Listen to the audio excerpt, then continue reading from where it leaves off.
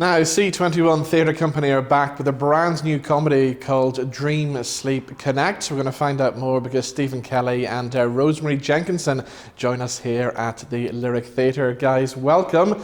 Rosemary, this is a comedy all about online dating, I believe. Well, there's a few other aspects to that. So it's really about digital disconnection in the modern world. But yeah, there is quite a lot of online dating in it and some excruciating scenes, as you can imagine, of the blind date scenario. So what I got to ask you is, because you're the writer, you must have had some experience of online dating then. Well, for research purely, Robin, but I did. I went on Tinder because Tinder features in the play. So I thought, I can't just go in half-hearted. I have to immerse myself totally in this. So I did, and I had a guy contact me, or I had a couple of chats, and quite embarrassing what they were asking for. And then one, I went on a date, or I was due to go on a date, and 3 hours before the date, he cancelled. Right. So there's a lot of bottlers in this world, and I find I was on this thing like, you know, all the time, because basically you want to respond to whoever's chatting to you. So it's so time consuming and time wasting. I find it totally disastrous. Yeah. So that all my experiences from that and the chats that I had have gone into this play. Okay, tell us about some of the characters we can expect to see in this play then. Yeah, we have Chris, who is a bit of a computer geek. I know that's a bit of a stereotype, but he's charming with it. And he really is working on a technological solution for Brexit, if such exists. So it's basically his experiences to get human connection throughout the play, through the whole digital world. And he's played by Richard Clements, who's a brilliant actor who Stephen and I have worked before with in Stitched Up some years ago. And the other character is, there's 3 roles played by Maria Connolly, and she's brilliant at multi-rolling. She was Arlene Foster in one of our previous plays. So if she can do Arlene, believe me, she can do anyone. Stephen, what attracted you to this play then? Robin, the way it goes is, Rosemary and we've commissioned Rosemary about 3 times over the last 4 years, which has been fantastic. So it's obviously a partnership that works.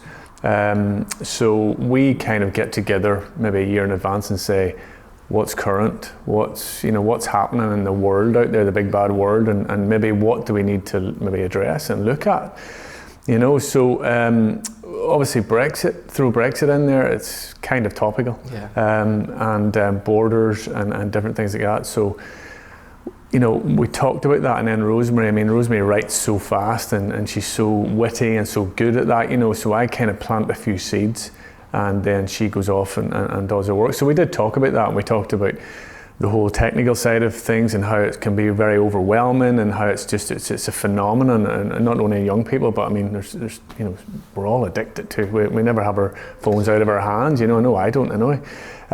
So it was a combination of that, I think, and we wanted to look at that whole kind of online fraud as well as slips in here, and how that identity is masked so much as well, and that a lot of these relationships, these online relationships, and how, are they real? A lot of them are fake, and how important it is with that human interaction. Rosemary touched on that already.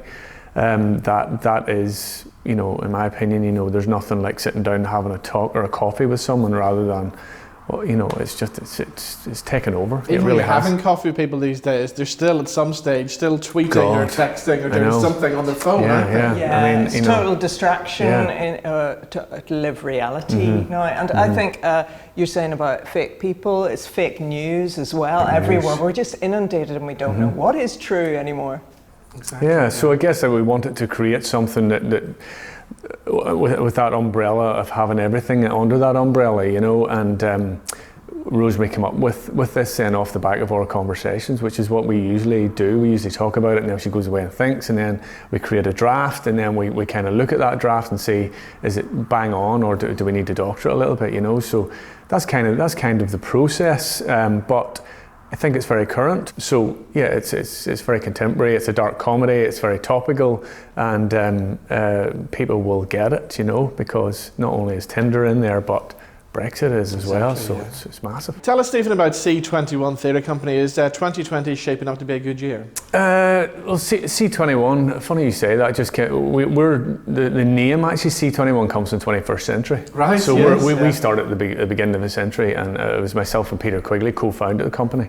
Because we all miss Peter so much. Yeah, and that's what I say, and I know Joan McCready was in the building here today, and the Lyric as well, and Joan was a close friend. I had a quick chat with her before this interview. So we started at the beginning of the century, and we're nearly into that we're now in the 21st year. Well, this would be, wouldn't it be? So it's, yeah, and here we are sitting. But yeah, so we as far as C21 is concerned, you know, we look at a lot of contemporary playwrights within Northern Ireland, especially. And that's why we work so well with Rosemary. And we are a touring company essentially as well, so we would tour quite a lot throughout the year. We had, actually in June 2019 last year, we were in Australia. Excuse me, and we took a one-woman show out there, the show that we did actually in the Lyric here in 2018 around homelessness, and we took that on a tour of a mini tour of Australia. And Rosemary came out with us. We had to take her, you know. It was just a free holiday for you, wasn't it? Oh well, you know, he did rope me into a few sort of interviews and things, unfortunately. So I never saw her the whole trip, but she was there. Apparently, she was there. So that was huge. A lot of work was undertaken to make that happen, and then with the same show we're going to Brussels in February in about 2 or 3 weeks time for the Northern Irish Showcase in Brussels. So that's very exciting. So yeah, the company, as I say, we started small. Peter and I co-founded it, and it's just gone from strength to strength. You know, I mean, we have there's an education side of it as well. We did Shakespeare productions for 4 or 5 years in a row, pared down versions that we took around schools. We look at contemporary playwrights and contemporary issues, yeah. So it's.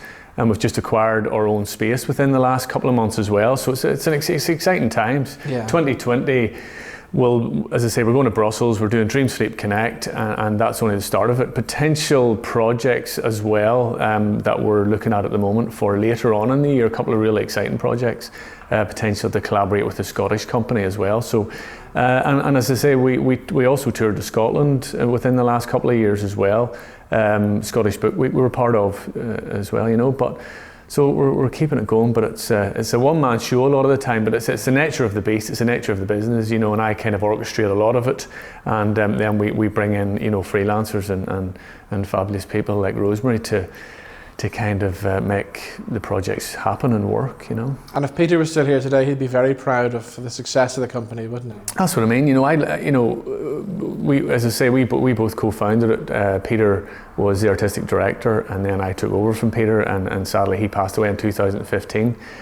Yeah, you know, look, it was a huge learning curve for me working under Peter, because the amount of knowledge, and it's funny talking about Peter sitting in this building where he graced the stage in the old building, you know, in the late 70s through to 80s, and then I was so privileged, and he just was a master at his trade, you know, and just the whole style that he worked with, and the knowledge and the stuff he could put, the quotes he could pull, you know, from nowhere, was just like, how does that even happen, you know? But he was a character, you know, he was a real character, but just a talent that you wouldn't believe, and I certainly learnt an awful lot from Peter, you know. And Rosemary, there is something special about putting on shows in such a historic building like this, isn't there? Yeah, I mean, I love the Lyric. It's just that whole, yeah, the history of it, and the fact, what is it, 55 years old and things. I mean, it's just amazing, and feels, it always feels special, and it's never boring, ever. And we love the space that we're in, the Norton, we love it. Rosemary, well, what's next for you? Are you writing away at the minute? Yeah, I am. I'm on the proofs of my new short story collection, which is called Lifestyle Choice 10 Milligrams, and that will be coming out in March. Okay. So very soon. So straight after Dream Sleep Connect, I'll be on to the next project. But you'll come back and tell us all about the book when it comes out as well. Will indeed, Robin, yeah. Stephen, give us the dates for Dream Sleep Connect. Yeah, we're coming to the Lyric 18th to 22nd of February, and then we're on tour around Northern Ireland until the 7th of March. And that will include venues like Island Arts Centre Lisburn, Marketplace Armagh, Down Arts Centre, you can see I'm reading off here as I'm speaking, Sean Hollywood, Newry, and we have a Struel Arts Centre in Omagh there as well. So quite a nice wee tour, 7 or 8 gigs over a 2-week period. So get in there and book them. You can also book through our website, which is C21theatrecompany.com. All social media, Instagram at C21 Theatre, Twitter and Facebook. We got it all in there, guys. Thank you so much, and the very best of luck with the show. Thank you very much, Robin.